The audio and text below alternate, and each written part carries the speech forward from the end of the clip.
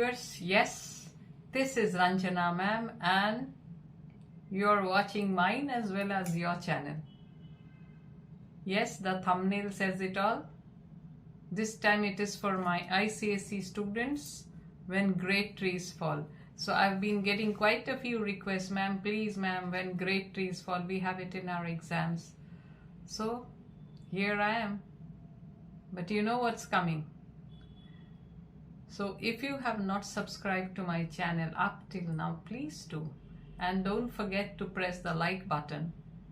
Once you have viewed this video, please watch till the end. It's quite an important poem and I'm doing it for your sake. So yes, please watch it till the end. So let's start. What are we waiting for? Yeah, so we are back.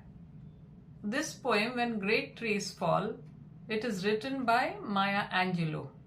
So she was supposed to be one of the best advocates of the Afro American women, not only women, Afro American freedom. She was one of the biggest advocates.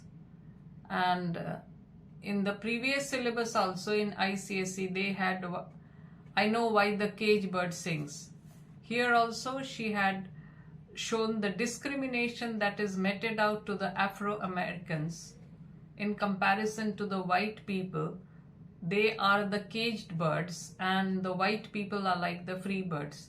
So here she is quite a influential voice in fighting for the freedom of the Afro American people.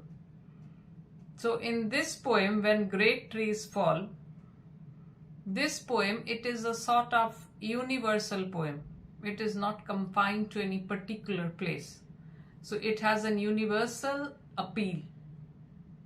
And we are told through an extended metaphor how we are affected by the loss of someone who is very great, maybe a role model whom we admire.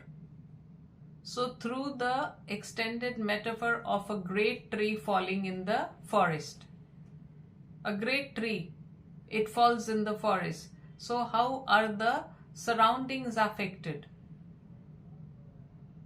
The lions, then the elephants, the hills in the distance, they are the huge things. But not only that, even small creatures are also affected by the fall of the great tree. In a similar manner, when a great person dies, the void which is left, there is a void created. And how people close to the person, not very close also, are affected. So now let's start with the poem. When great trees fall, rocks on distant hills shudder.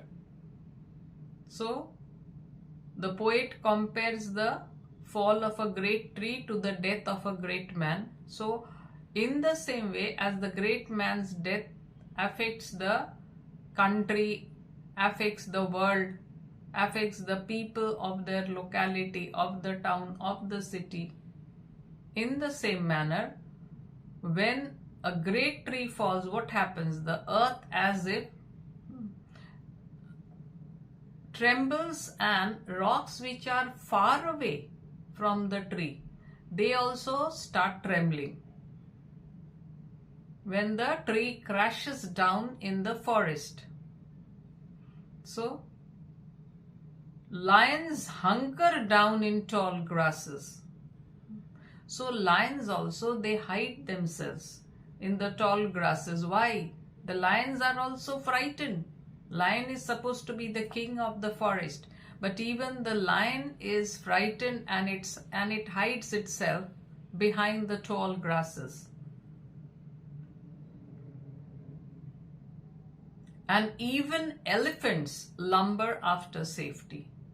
So elephants, we say na, elephants, they don't need to be frightened. They are such huge creatures. But when a great tree falls, even a huge creature like the elephant, it also is affected. And what does it do? It tries to lumber after safety. That means it tries to find a safe place to hide itself, not to get affected by the falling of a tree, to save itself from the danger of the falling of the tree. When great trees fall in forests, small things recoil into silence. So this means that not only are the huge animals affected, not only are the hills affected, but even small creatures also, they are affected. What do? They seem to be numbed with fear, and they don't make any sound also, they become silent. So this shows how great the loss of a big tree is in the forest. Big creatures, small creatures, the hills in the distance, everything is affected. So the world of nature as if is shocked, and it becomes silent, numb. Their senses eroded beyond fear. The small creatures, they seem to be so badly shaken, so deeply shaken. They are so disturbed that their senses seem to erode by the enormity of the thing that has taken place. What has taken place? The great tree has fallen, or the big tree has fallen. The enormity of this has dulled their senses, and they feel numb. Now the poet brings in the reference of the great men. So when they die, what happens? So very clever, very craftily she has given the example of the falling of the big tree in the forest. So what the big tree in the forest is, similarly the great man when the big tree falls in the forest, in a similar manner when a great soul passes away, the loss is similar. We also feel shaken, we also feel shocked, we also feel shaken when a great soul dies, a great soul leaves us. So when great souls die, the air around us becomes light, rare, sterile. So when the death of great people, leaders whom we admire, whom we love, when they die, what happens? The air around us, they become light. Don't take it in the positive way, they become light. That means they are not that rich. They are not that rich and vibrant that they used to be. They have become sterile. They lack spirit. And we feel isolated. The people feel isolated in their sadness. So the air becomes light, the air becomes rare and sterile. We breathe briefly. Our eyes briefly see with a hurtful clarity. So when we breathe briefly, that means we breathe in a painful manner. Why? Because we have become emotional. We are sad. We are our eyes briefly see with a hurtful clarity. Why can't the eyes see clearly? Why a hurtful clarity? Because the tears fill our eyes. Our eyes are filled with tears, and that is why we cannot see properly. So that is why we breathe briefly, our eyes briefly see with a hurtful clarity. So breathing as if seems to be a laborious task. And our vision also. Vision, seeing. We cannot see properly. Why? Because our eyes are filled with tears. Our memory. So what are the things which are affected? Our breathing, our vision, and our memory also. Our memory suddenly sharpened examines, gnaws on kind words unsaid, promised walks never taken. So the speaker expresses the grief, the sadness, and the memory of those words which we could have spoken, but we did not. Of those walks we had promised. Next time when we meet now, we will go for a walk. But that time never came. And now that the soul has passed away, we feel the loss. We could have gone for a walk. I did not keep the appointment. I could have managed. I should have managed. He was such a kind man, but when he was alive, I never said this. So you feel the loss and you also regret, you repent of those words unsaid and those walks never taken. Why? Your memory suddenly becomes very active, and these thoughts, you feel nostalgic, and these thoughts come to you, and you are pointed out of those kind words which you could have said, but you wanted to say, but you did not realize the necessity. Maybe you thought, I'll say some other time, and that time never came. The great soul passed away. So it is better to speak out what you feel, those good words or those promises which you make. It is better to carry them out without any delay, because the time might never come after that. Great souls die, and our reality bound to us takes leave of us. So when these great souls die, what happens? Our sense of reality, which was tied to them, they disappear. So we feel their absence. We are as if loosened from them, and we are adrift on a sea without any anchor.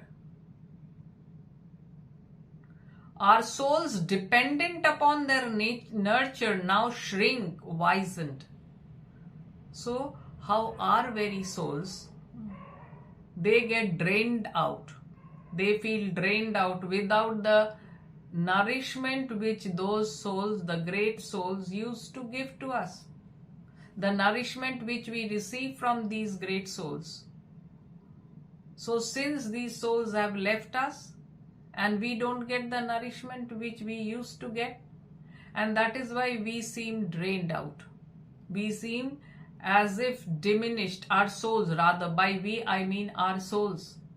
They seem to be drained out. Why? Because these great souls, we depended upon them for our nurture, and the souls passing away, that great souls passing away, has left us as if drained of energy. So our minds as if, so we feel that our souls, it seems as if it has shrunk. It has wizened, it has shrunk. Now shrink, wisen. So a sense of withering, shrinking down into something weak. We feel like that. We feel as if our souls have withered, our souls have shrunk. Our minds, formed and informed by their radiance, fall away. So, in the absence of these souls which had inspired us, which had shaped and developed us, so in their passing away, we lose that radiance. Our minds, formed and informed by their radiance. So the radiance of the great souls had formed and informed us. But when these souls pass away, their radiance leaves us. What happens? Our minds as if lose the light. Our minds lose the brightness. We are not so much maddened. as reduced to the unutterable ignorance of dark, cold caves. So, this memory of the loss, the enormity of the loss, they affect us very badly. We are reduced to a state of inexpressible ignorance, like creatures who are condemned to live in the darkness of caves. We also feel like that. That means it is our despair which makes us feel like that, of dark, cold caves. We feel as if we have been caught in the dark, cold caves of despair because of the great soul leaving us. And when great souls die, after a period, peace blooms, slowly and always irregularly.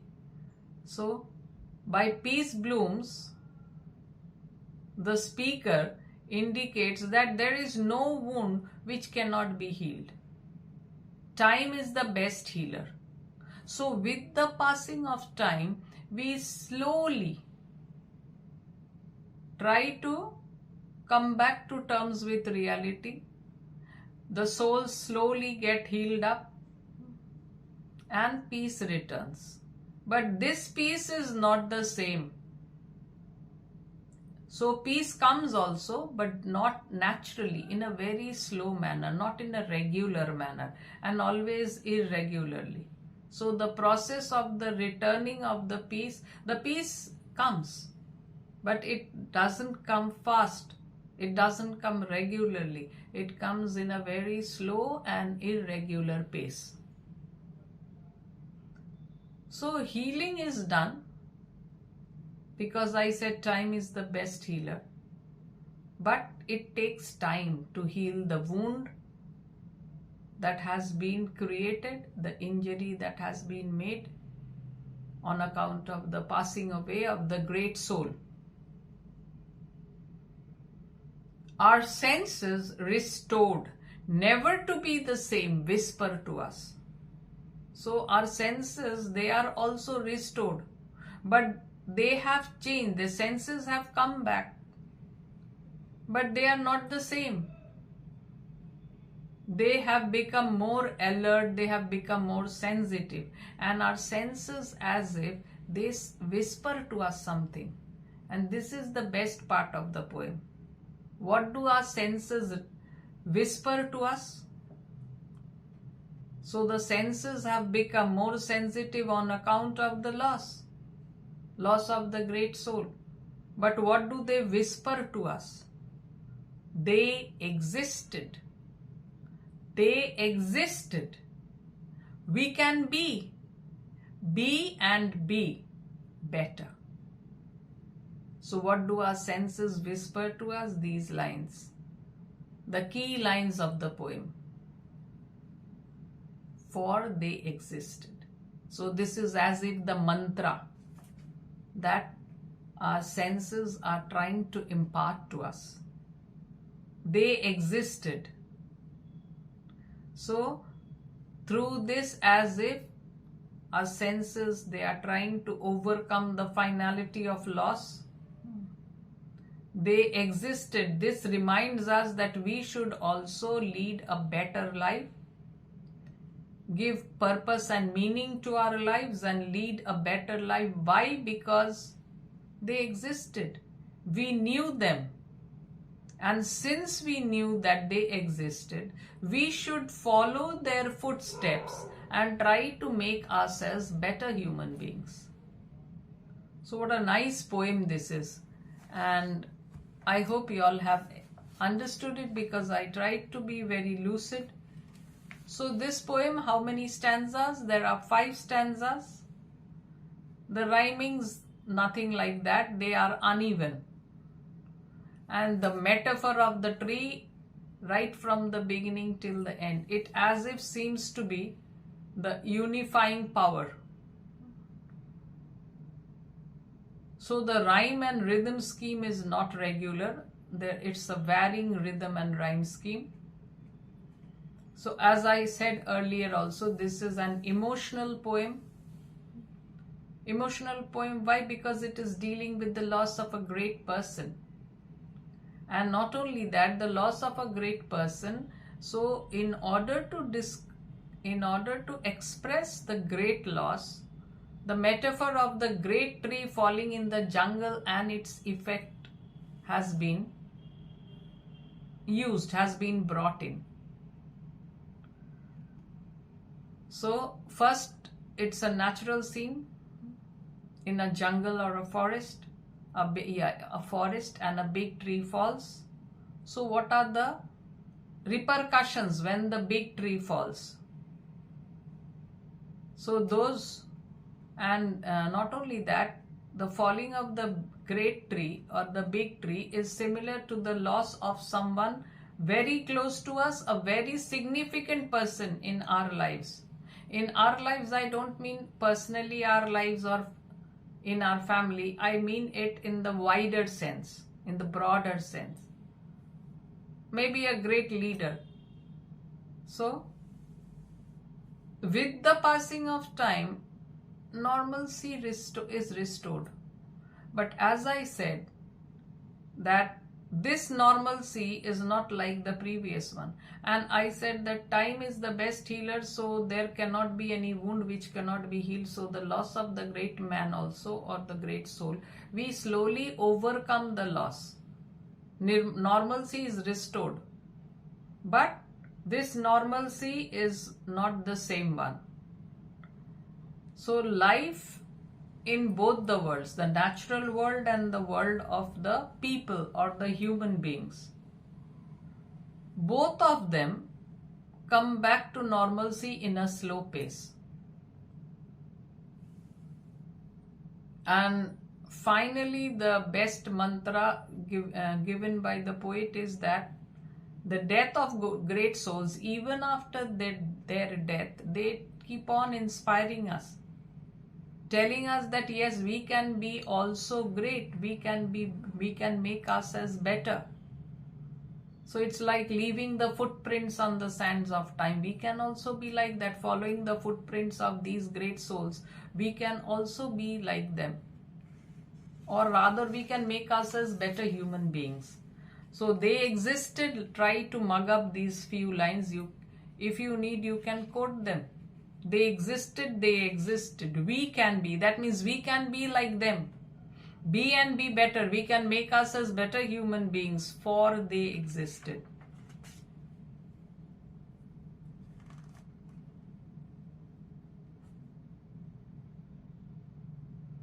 So what is the theme of this poem? So the poem highlights the inevitability and naturalness of the feeling of loss when someone very great, someone significant in our lives passes away. So then we feel rattled, or our life is shaken when these great souls, they depart, they leave us and they go. So whether we are significant or insignificant, like we are affected in the same way as in the forest. Not only are the big animals, huge animals affected, like lions and elephants, but even the small creatures also, they are affected by the fall of the big tree. So after the realization of this loss, we feel despair, as if we are in cold, dark caves. The feeling of despair and anger, because we feel our life has become void in the absence of this great soul, in the passing away of this great soul. And the memories of the times we have spent with these people, they make us sad. But at the same time, they give us this hope that we can also make our lives better. So the best thing about this poem is that, or rather the best thing in life is that, however great a loss is, we will surely overcome it and also recover from however great the losses. Because no feeling of grief, no feeling of loss can be permanent. The best healer is time, and slowly time will take its place and heal all your sadness. So in the world of nature also this is true. So when the tree falls, all the creatures, they are frightened, but slowly normalcy returns. So what are the figures of speech? I've been talking of metaphor, extended metaphor. The fall of the great trees, it is identified with the death of great men. So it brings out the similarity between two worlds, the world of nature and the world of the human beings. Then there are several alliterations. So we breathe briefly, the B sound. A hurtful clarity, the L and T sounds. We can be, B and B, the B sound. And this one has several examples of repetition. So repetition, why are repetitions brought in a poem? In order to emphasize something. So to lay stress, to emphasize. And here when great trees fall, when great souls die, then briefly, they existed. These are repetitions and they have been used to emphasize. There are also examples of enjambment. You know this enjambment, what an enjambment is. The sentence, it doesn't stop at the end of the line, but it continues to the next line. Like the lions hunker down in tall grasses. Our eyes briefly see with hurtful clarity. There are much more. So these are some two of them. So I think I have done my job, and now it is for you to, and also to subscribe. Bye for the time being. Have a happy week ahead.